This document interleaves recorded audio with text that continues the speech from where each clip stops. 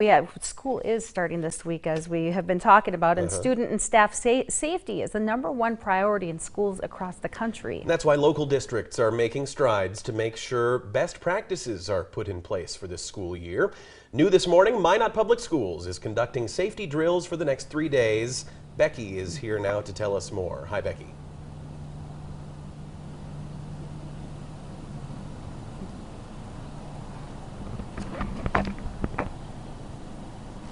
Yeah, good morning, Tim and Alicia. 2 years ago, the district began revising its school safety plans just to see what could be done better. So that led to a hand-in-hand partnership with the Minot Police Department, which then led to what's going to be happening over the next 3 days. Active threat drills for all Minot Public Schools. Very soon, nearly 7,700 kids will be in the hands of the Minot Public School District. Parents entrust us with their students when they drop them off in the morning. The safety of everyone within these walls and the other 18 Minot Public School buildings is a huge responsibility.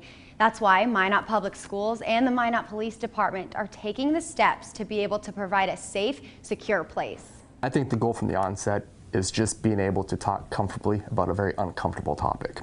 Administration and police have put in a lot of time and effort to be able to beef up security protocols. It started with the 2014 bond issue that allowed each building to be secured with buzz-in systems. Next was an extensive planning process to establish how staff would respond to active threats of all kinds.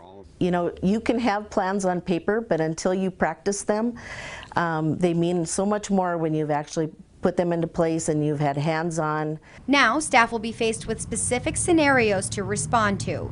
Response plans will also be specific to each individual school because of different factors like student age or the layout of the building. After they respond to their scenario, we'll be able to come back together and debrief, coach, train, evaluate where we can all get better in regards to that response plan for those individual schools. So is this a sign of the times? Yes, an active shooter is a main concern, but there are other possibilities that can't go by the wayside. Way back when, we used to do drills of getting under the desk, and we had bomb shelters in our schools because we thought of that worst case scenario back then, to the fire drills being standardized, to where we are now. You know, I think that threat is always going to be evolving to where in 30 or 40 years, I would venture to say that there's a different kind of threat that we will have to adjust to. The ultimate goal is to have the confidence to keep oneself and every kid safe. So Sun stressed the importance of the first 3 minutes of this response. Essentially, teachers and staff are the first responders before the first responders actually get there. So this is giving them the chance to be able to practice how they will respond, to be able to coordinate with the police department as soon as they are able to arrive. Now, the exercises will be today through Wednesday at 18 of the 19 Minot Public School buildings. 2 of the buildings will have a combined exercise this week. Now, Tim and Alicia, the first will be right here at 10:30 this morning at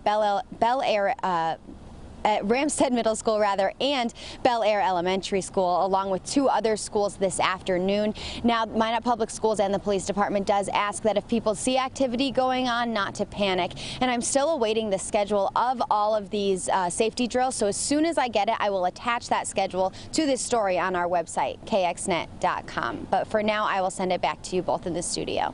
Quite an operation there.